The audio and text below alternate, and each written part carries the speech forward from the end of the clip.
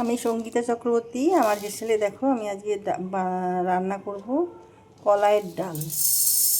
পরিমাণ বুঝে আমি ডালটা এটা শুকনো খোলায় ভেজে নেব।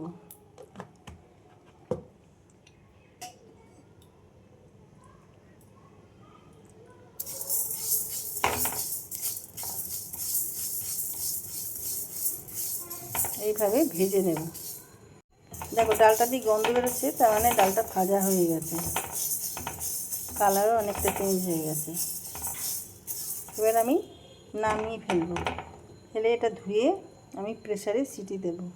দেখো বিউলির ডালের জন্য আমি নিয়ে নিয়েছি আদা, দুটো কাঁচা লঙ্কা আর মৌরি। এটা আমি অল্প জল দিয়ে পেস্ট করে নেব। ডালটা আমার ধোয়া হয়ে গেছে। প্রেসার কুকার দিয়ে রেখেছি, এর মধ্যে সর্ষের তেল দিয়েছি আমি। 5 ফোড়নে দিয়ে দিলাম,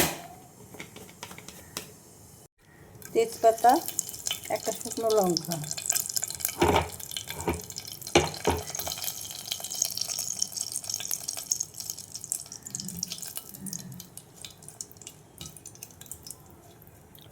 আমি একবারেই বসিয়ে দেব।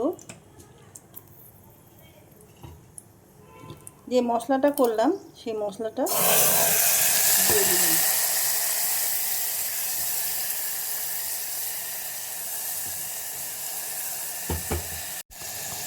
একটু হিং দিয়ে দিলাম।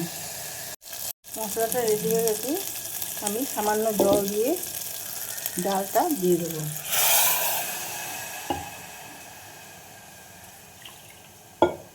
এবার আর একটু জল দিতে লাগবে। দিয়ে দিলাম হলুদ, পরিমাণ মতন হলুদ।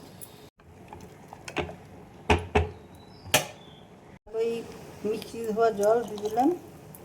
দিয়ে দেবো টেস্ট ব্যালেন্সের জন্য চিনি। দেখো এবার আমি ঢাকনাটা লাগিয়ে দেবো।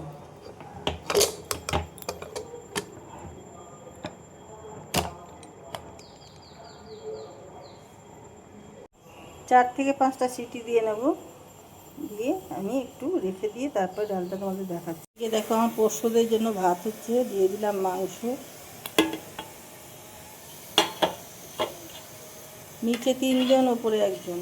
ওপরে তো ও আমাদের সঙ্গেই খায়। দিয়ে দেবো হলুদের মধ্যে, আর কিচ্ছু দেবো না, ব্যাস। দেখো কলাই ডালটা আমার রেডি হয়ে গেছে, সেদ্ধ হয়ে গেছে।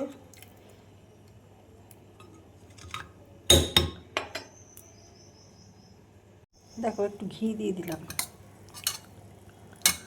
এটা অপশনাল, তোমরা চাইলে দিতেও পারো, নাও দিতে পারো, কিন্তু ঘিটা দিলে টেস্টটা বেড়ে যায়। এটা আলু পোস্তর সঙ্গে দারুণ লাগে।